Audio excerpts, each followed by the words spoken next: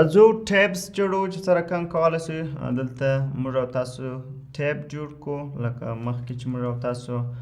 لینک جوړ کړ ښه نو ټیبس هم همداسې دي لکه لینک ښه موږ دلته ورته لیکو چې د نیو او I think نیو ټیب ښه زما فکر سره داسې کلاس دی که چیرې موږ راسو دلته تاسو کولی په ډاکومنټیشن کې هم چې نیو ټیبس دی و نو تاسو دلته یو الای درلودلی شئ چې په دې الای کې تاسو یو کلاس پر دې الای کې تاسو یو ای ټاګ درلودلی شئ ښه پر ای ټاګ باندې که چیرې تاسو کلاس اپلای کوئ نیو آیټم سیم ښه کلاس پر دې باندې اپلای شو که چیرې راسم پر الای باندې تاسو د ښه دا غلط شو خیر زه به دا کلاس نیو آیټم کم او هغه بل کلاس به ورته نیو لینک دلته تاسو کولی چې نیو لینک ټاګ ولګوئ که چیرې راسو دلته زه ورته ولیکم چې لینک نو دا به د لینک په نامه یو ټیب ماته دلته جوړ کړي ښه که چیرې راسو کلیک نو دلته موږ یو ټیب لرو چې د لینک په نامه دی ښه که چیرې راسو یو بل لینک جوړ کړو زه غواړم چې نو دا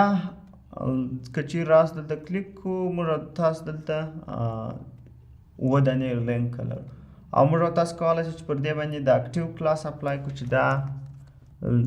ټیب مو اکټیو دی که چیرې راسو کلیک نو ښه دلته اکټیو باید اپلای شي دا دی اپلای چې راسو کلیک نو دا پر دې باندې اکټیو کلاس اپلای دی نو دا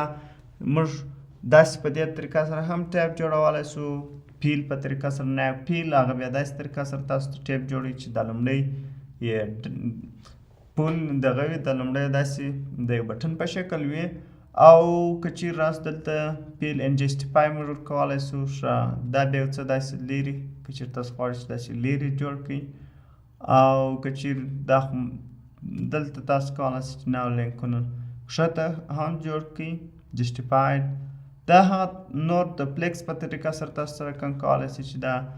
نو تاسو به دلته پلیکس کالن ورکوئ پلیکس روس اس ام کله چې په سمال ډیوایسونو کې دا باید چې رو وي او په غټ ډیوایسونو کې باید کالن وي او دلته هم تاسو کولی شئ ډراپ ډاون سره کار کوئ لینک او تاسو دلته نور هم شیان کتلی شئ چې سره کوم موږ کولی شو چې دا جوړ کړو سره کوم یې کار کړو دا ډېر په اسانۍ سره موږ تاسو کولی شئ چې دا کار کړو